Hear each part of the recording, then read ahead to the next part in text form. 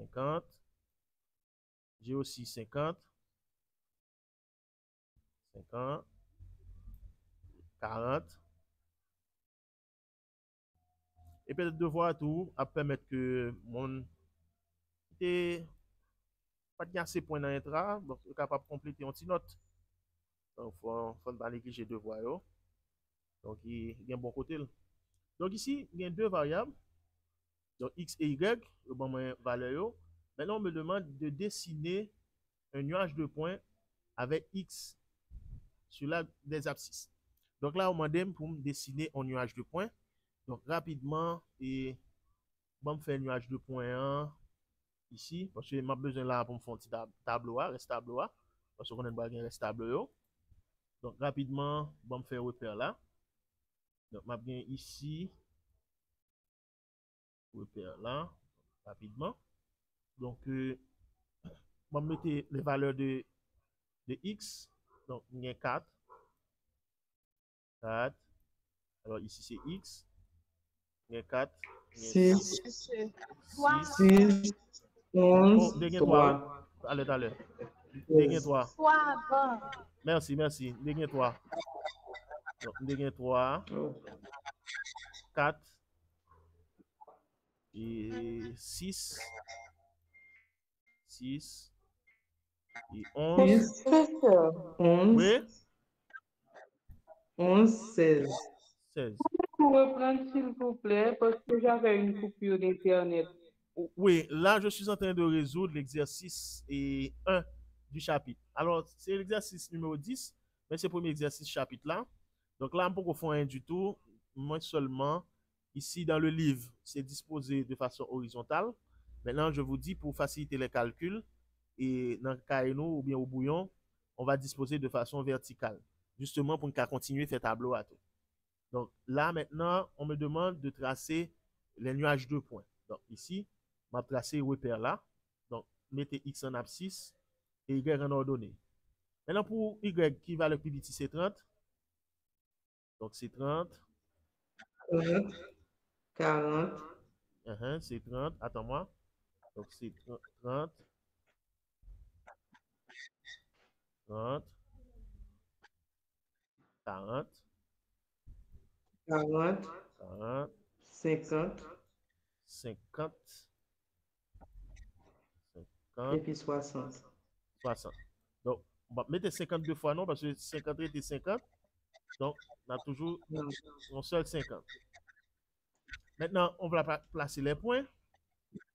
Donc, on premier point, 4,50.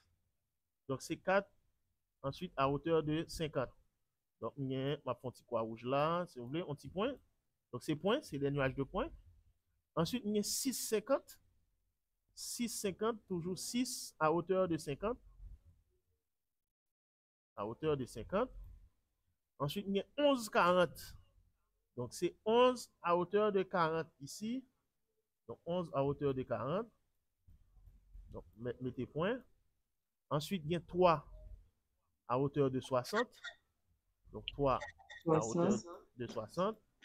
Et ensuite, il y a 16 à hauteur de 30. Donc, il y a 16 ici à hauteur de 30. Donc, voilà pour nuage de points. Nuage de points. Quelle autre question posée? Quelle relation entre les deux variables, le nuage de points de la question A, alors, première question, indique-t-il? Quelle relation entre les deux variables, le nuage de points, indique-t-elle? Si vous regardez le nuage de points, graphiquement, quelle relation il prévoit? Ou bien il dit que gain? Négatif. Pourquoi négatif?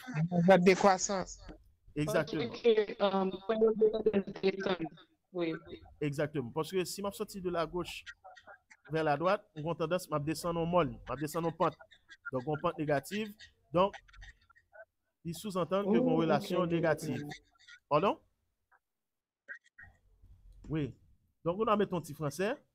Selon les nuages de points. Selon les nuages de points. OK. Selon les nuages de points. Alors, si vous avez un petit français, selon les nuages de points, il existe une relation négative. Alors, elle a 2 points. Donc, relation négative entre les deux variables. Selon le nuage de points. Pourquoi? Parce que nous avons tendance à descendre en mode. Donc, selon les nuages de points, Monsieur, relation, oui, négative entre les deux variables. Oui, je vous écoute. laissez-moi vous demander. Et oui. Et si, par exemple, Mhm. et 16 était 60? 16 était 60. OK? Et puis, vous avez l'autre, par exemple. Donc, il tape toujours Oui, négatif. comme parce c'est, que, et puis les 16 seulement, c'est 60. oui, il tape toujours une tendance négative parce qu'il faut regarder tendance toute l'autre. Donc, même si c'est grain de César qui est éparpillé, mais tendance de groupe là, tu as toujours dit que une relation est négative. D'accord? Parce que tu as regardé l'autre 4 points. OK? Ok. Mais oui, donc, visuellement. Donc, selon les nuages de points, il existe une relation négative entre les deux variables. Ça, c'est selon le nuage de points. Maintenant, petit c, calculer et interpréter la covariance. Donc, on nous demande ici de calculer et d'interpréter la covariance. Eh bien, on va faire. Donc, la covariance, n'oublie pas, on met en formule. C'est, alors, on va mettre formule là, on petit casse en bas là. Donc, la formule pour trouver la covariance, on nous dit c'est S. S, en indice XY, il faut toujours mettre XY. Maintenant, c'est la sommation des XI moins 6 bar par YI moins Y bar. OK, le tout sur N-1. Le tout sur N-1. Eh bien, vas-y, on va d'abord calculer on dit les deux moyennes. Donc, on cherche d'abord X bar avant de faire tableau A. On cherche X bar, ensuite on cherche Y bar.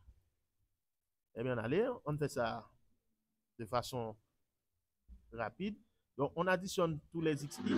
On fait 4 plus 6 plus 11 plus 3 plus 16 divisé par 5. Fait pour moi. 4 plus 6. Ça donne 8. Ça donne 8. Très bien. Maintenant, on fait la même chose pour Y. 50 plus 50 plus 40 plus 60 plus 30. On divise par 5. Ça donne 46. 46, très bien. Donc, immédiatement, moi qui ai une coupure, suivez bien. Donc, immédiatement, je peux tracer mes colonnes ici. Et ça m'a fait beaucoup plus large. Voilà. Donc, qu'est-ce que j'aurai? Première colonne, c'est XI moins 6 bar. OK? Maintenant, premier XI à que c'est 4. Donc, je fais 4 moins 8. Donc, ça me donne quoi? 4 moins 8. Moins 4. Moins 4. Très bien. Moins 4. Maintenant, je fais 6 moins 8. Moins 2. Moins 2. Très bien. Ensuite, je fais 11 moins 8. 3. 3. Très bien. 3. 5. Je fais 3 moins 8. Moins 5. Moins 5. Je fais